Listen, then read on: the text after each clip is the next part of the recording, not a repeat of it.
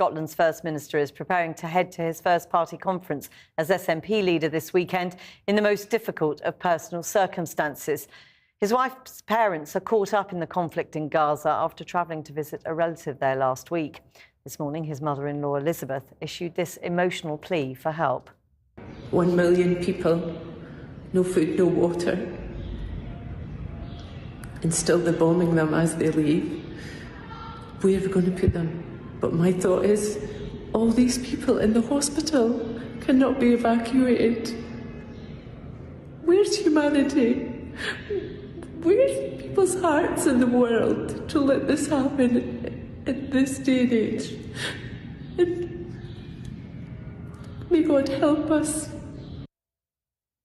Well, Hamza Yousaf has told Channel 4 News the UK government must step up its response and says he's angry the Foreign Secretary, James Cleverly, hasn't been in contact with him directly. He sat down with our Scotland correspondent, Catherine Sampson, to discuss the many political and personal challenges he faces in the days ahead. I'll be honest, I may be First Minister of Scotland, but in this situation I feel powerless. I can raise my voice, I can tell the story, but beyond that I'm watching my mother-in-law and father-in-law suffer, and you know, anybody knows with any human being that your first instinct is to protect your family as best you possibly can. And we feel helpless. How are your girls? Our 4-year-old doesn't quite understand what's happening. We explained it to her that there's, you know, Granny's a bit scared of the thunder and she keeps asking to speak to her granny. And you know, this morning, you know, it was tough because she asked if her granny would be back for Halloween because my mother-in-law always does the face painting for the costumes. And although we said to my 4-year-old, yeah, Granny will be back, in my heart of hearts, I cannot tell you whether my mother-in-law will be back or not. And that's tough for me and incredibly distressing for my wife. What response do you think the international community should be having to this? The international community really has to step up. And the UK government is in a very trusted position. It's a close ally of the government of Israel. And of course, it has to express and should express sympathy and condolences and solidarity in terms of the response to those atrocious terror attacks that took place last Saturday. But it should also use its trusted position to say unequivocally that collective punishment is wrong. It's wrong internationally, it's wrong morally. That innocent men, women and children are the ones who suffer and have to pay a price for the actions of Hamas. That can't continue. Have you personally been in touch with James Cleverly?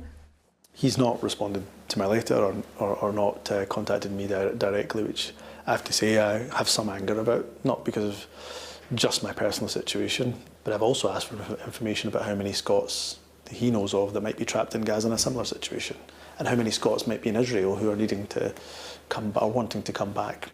Of course you are First Minister. Indeed. Your party conference is coming up this weekend. You've been First Minister for almost 200 days now.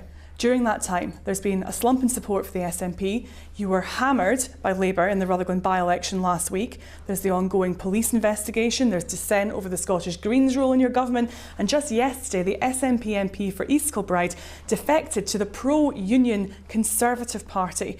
You were Nicola Sturgeon's continuity candidate. Do you ever think, she really dropped me in this? Look, there's been a lot of factors, as you've rightly described actually, that have been out of my control. My job as First Minister and party leader is one that I cherish every day. Of course it's challenging. Were these factors out of your control? Didn't you say the buck stopped with you in terms of Rutherglen? For example, out of my control. What about ditching the relationship with the Greens, Scottish Green Party? Well, I think that's a positive for us. I genuinely believe that's a positive for us. Why? Because of course it gives us stability in government. Slump in the polls? Is that due to your popularity? Well, I've got no doubt that there's a number of factors, and I've got to make sure that people believe that I'm the First Minister that can deliver for them. A year ago, Nicola Sturgeon was aiming for an independence vote to happen the 19th of October 2023, next Thursday.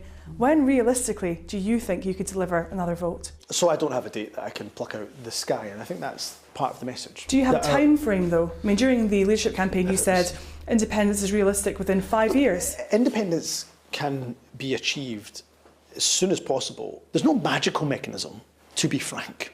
And that's where we have to be upfront with the political party, with the public, and say what we've got to do is if Westminster continues, in my opinion, unjustifiably, to continue to deny the Scottish people their voice, we've got to create the political conditions.